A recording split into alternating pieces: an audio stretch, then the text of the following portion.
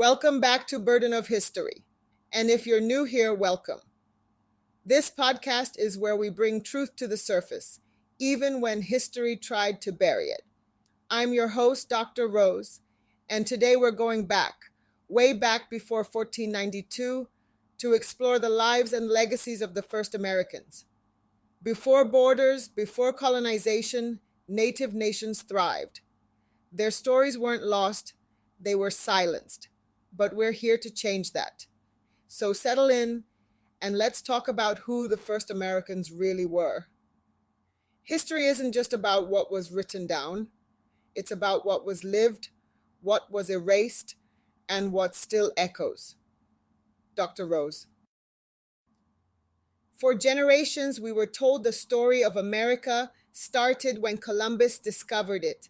But how can you discover a place where millions of people already lived, prayed, governed, farmed, traded, and told stories? The truth is, this land was already home to powerful nations with deep histories. Their stories didn't start in 1492. They go back thousands of years.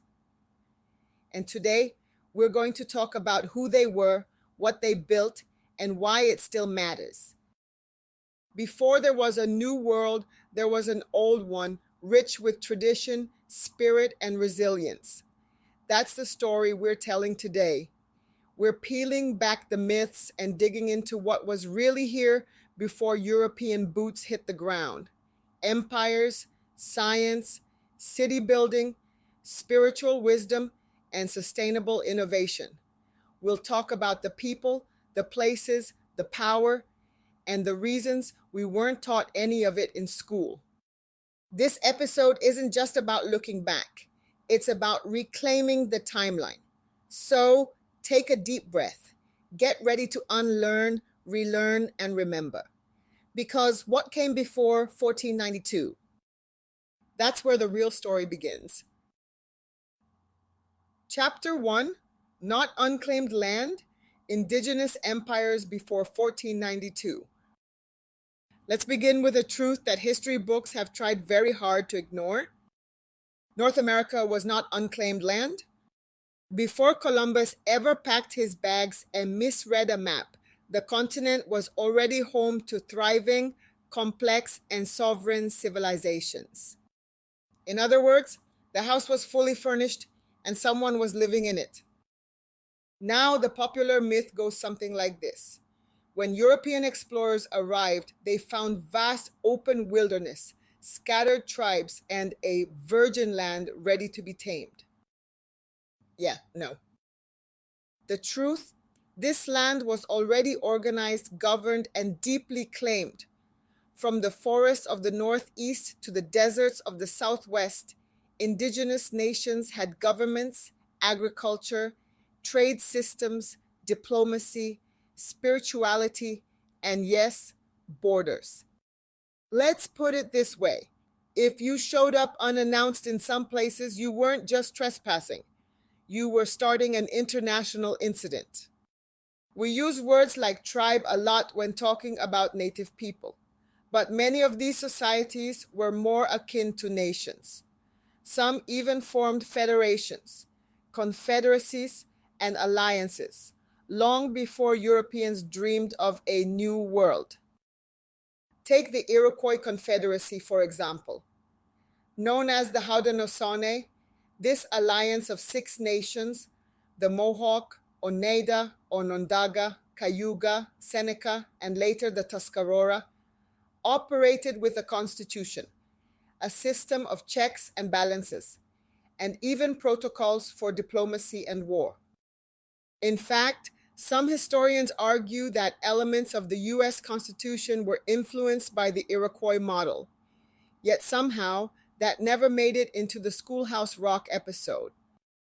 And they weren't alone.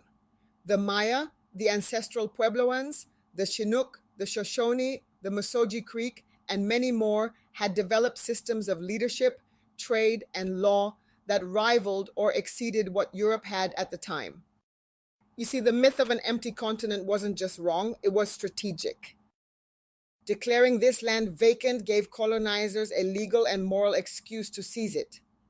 That idea is what powered the doctrine of discovery and manifest destiny, beliefs that justified conquest, violence, and displacement on the grounds that no one of value was here. But they were here, and they valued the land in a way that many colonizers never would, not as property, but as relationship, not to be bought and sold, but stewarded and shared. And here's the kicker: when Europeans did finally land, they weren't stepping onto wild, unclaimed wilderness. They were stepping into someone else's home with political systems, spiritual traditions, and land use patterns stretching back thousands of years. Honestly, some of these societies had more structure than a suburban HOA, and probably fewer arguments about mailbox height. Chapter 2: Cahokia and the Mississippian Powerhouse. Let's move deeper into this truth. If the Americas were full of civilizations before 1492, then where are the cities? Where are the pyramids, the marketplaces, the monuments? Well, let me introduce you to one of the most powerful and least taught urban centers in American history: Cahokia. Situated just outside of present-day St. Louis, Cahokia was a massive indigenous metropolis that at its peak around 1100 CE housed more than 20,000 people, making it larger than London at the time. That's right, while castles were rising in Europe, pyramids were rising in Illinois. Cahokia was the crown jewel of the Mississippian culture, a sophisticated and widespread network of native nations that stretched from the Great Lakes all the way down to the Gulf of Mexico. Its central feature: Monk's Mound, a massive earthen pyramid nearly 100 feet tall and covering 14 acres. That's bigger than a football field, and it's still standing today. But this wasn't just a ceremonial site, it was a city. There were neighborhoods, temples, plazas, elevated homes for elites, trade zones, sporting fields, and a cosmological layout aligned with the stars. Some of you might be wondering, why weren't we taught this? Because the idea of advanced indigenous civilizations challenges a foundational myth that Native Americans were primitive wanderers who needed European guidance. Spoiler alert, they didn't. These communities had complex systems of governance, taxation, religious ceremonies, and even foreign policy. Cahokia was surrounded by satellite towns.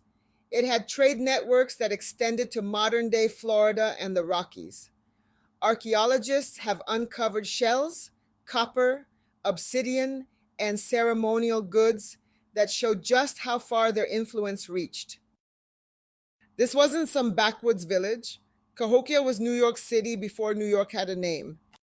And yet, when we talk about world civilizations in school, we hear about Greece, Rome, Egypt, and Mesopotamia, but rarely, if ever, about Cahokia. Why? Because including it would disrupt the idea that greatness only came after Europeans arrived. Cahokia proves that greatness was already here. Urban development, check. Engineering, check. Environmental adaptation, check. Spiritual worldview tied to astronomy, absolutely. So next time someone tells you Native Americans lived in huts and teepees, feel free to remind them they also built pyramids. And they didn't use slave labor to do it. Cahokia wasn't perfect. Like all societies, it had inequality, politics, and conflict. But it was a thriving example of what indigenous excellence looked like before colonization tried to erase it. So let's remember Cahokia, not as a footnote, but as a headline. Next up, we'll explore the incredible science and environmental wisdom that Native people practiced long before Europeans figured out crop rotation. Chapter 3: Native Science, Farming, Innovation, and Ecosystems.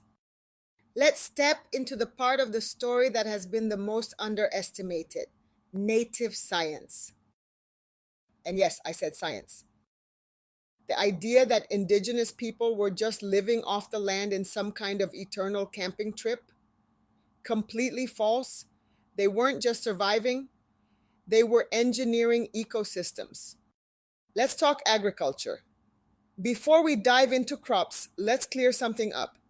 Agriculture wasn't just a survival tool, it was a cultural and spiritual expression. Indigenous communities planted not only for food, but in honor of ancestors, in harmony with celestial events, and in gratitude to the earth. Farming wasn't seasonal labor, it was a sacred dialogue with nature. Long before Europeans figured out crop rotation, indigenous people had already developed farming systems that were diverse, sustainable, and regionally adapted.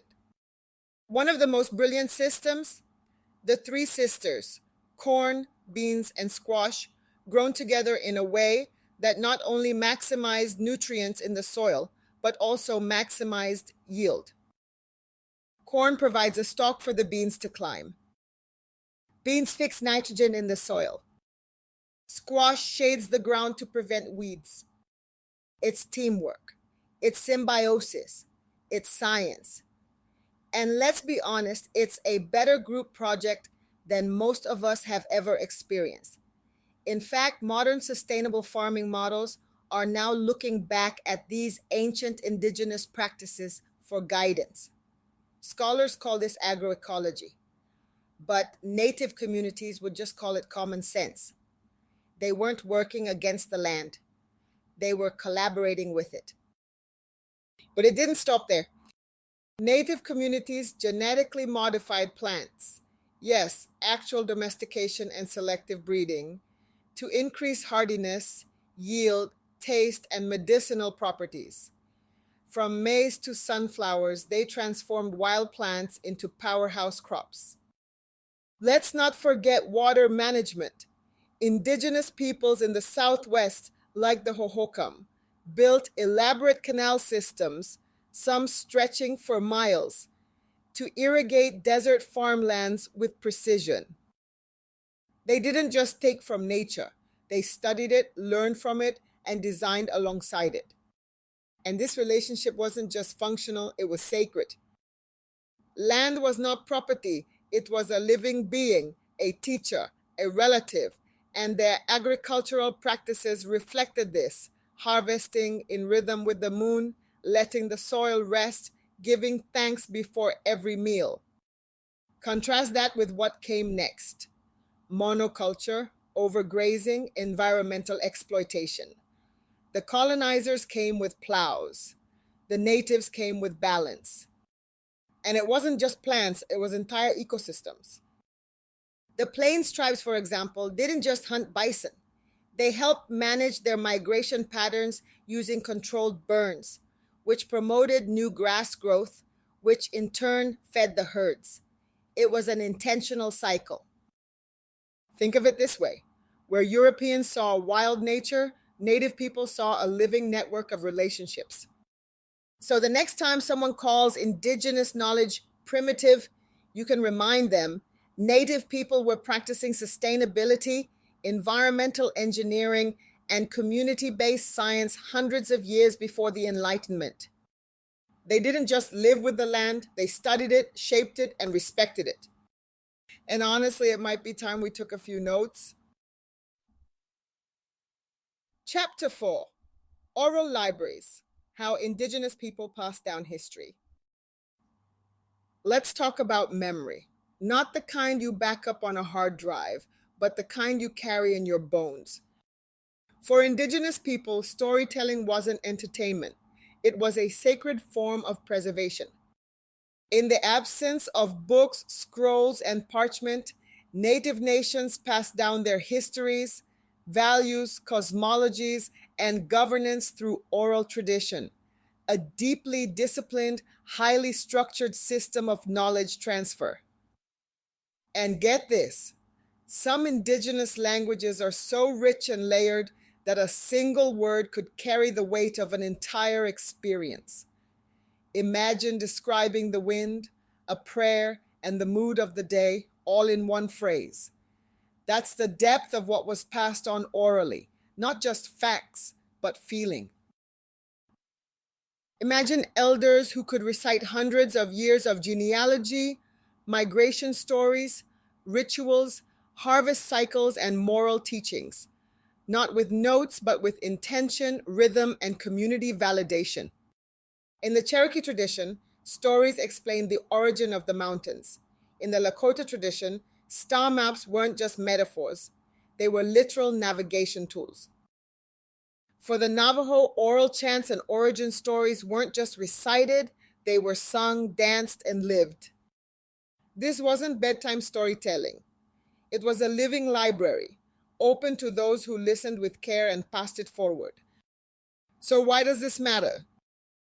Because when colonizers came, they weren't just conquering land, they were targeting memory systems, trying to erase the way indigenous people remembered themselves.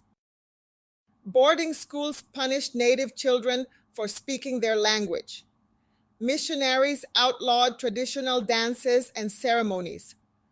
Oral knowledge was dismissed as superstition, even though it preserved history with more consistency than many written records.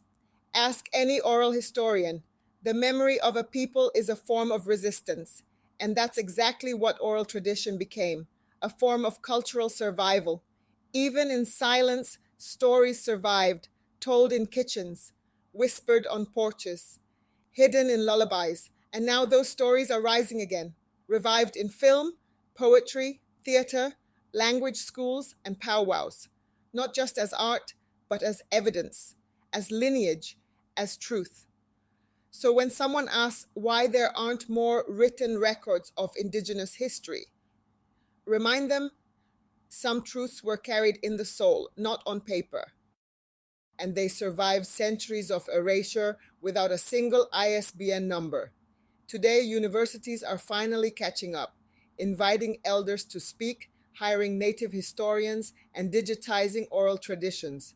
What was once dismissed as unreliable memory is now being archived by institutions.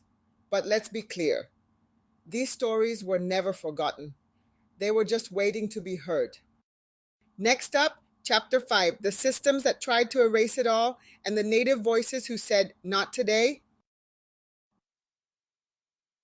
Chapter 5, Erasure, Survival, and the Return of Indigenous Knowledge. Let's talk about what was lost and what refused to be forgotten.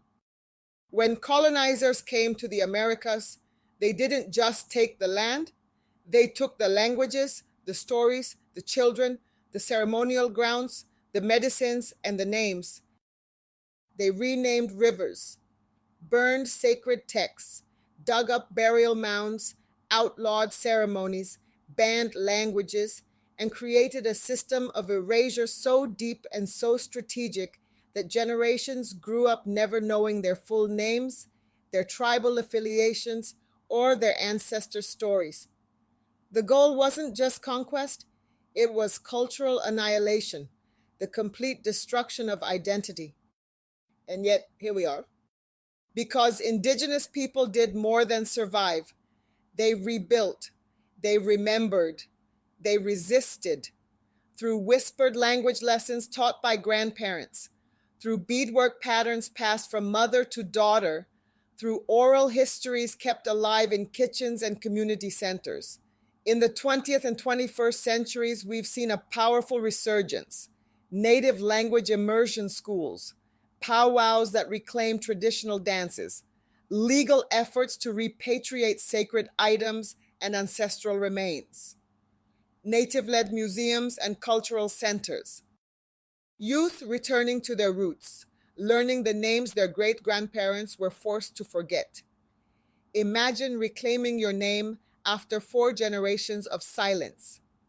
Imagine tasting a traditional dish for the first time because your ancestors had to hide their recipes.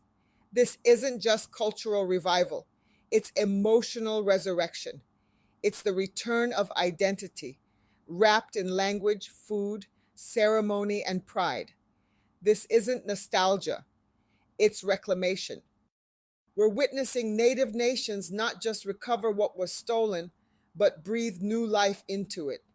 Native authors are on bestseller lists. Native scientists are leading environmental projects. Native activists are fighting pipelines, restoring land rights, and speaking truth to power in courtrooms, classrooms, and on global stages.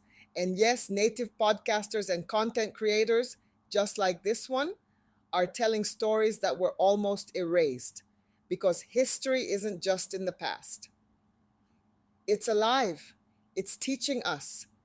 And if we listen to Indigenous voices, not as guests in the story, but as rightful narrators, we don't just repair the timeline. We begin to heal, because healing isn't a one-time event. It's a season, a song, a series of choices made every day to remember and to keep remembering.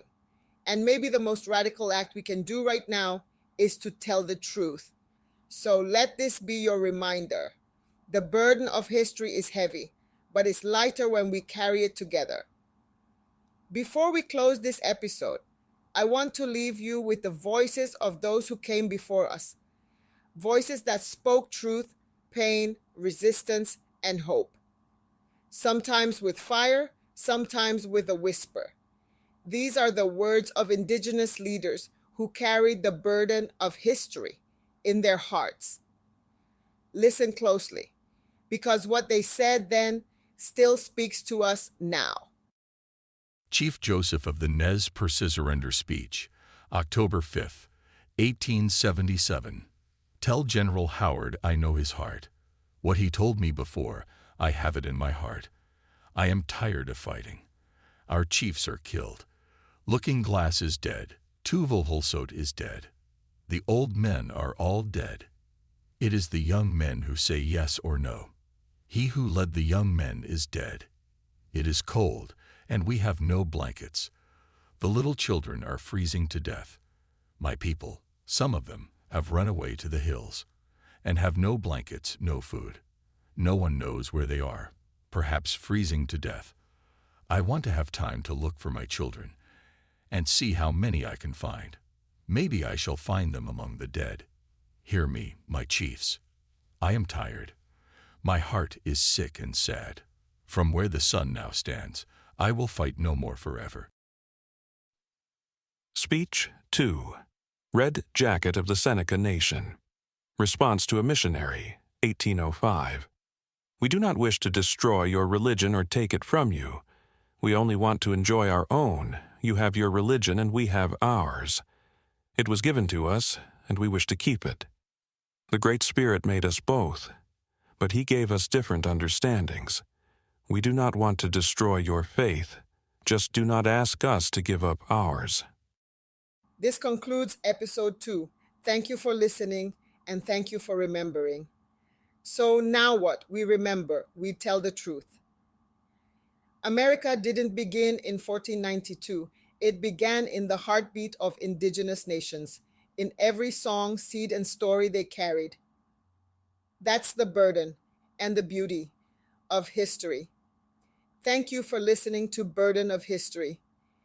If this episode moved you or taught you something new, please share it with someone. The truth deserves to be heard, and your support helps us keep telling it. You can also support the podcast by making a donation or spreading the word on social media. Every little bit helps us reach more people and uncover more hidden stories. And if you haven't already, hit that follow button so you never miss a new episode. Author's note: this episode was created with deep reverence for Native communities and their ancestors. We recognize that Indigenous cultures are not history. They are living, breathing nations whose wisdom still shapes the land today. We welcome corrections, additions, and amplification from Native voices. Let this episode be a beginning, not an ending. Thank you so much for listening. Until next time, take care and be good to your friends, your family, and your neighbors.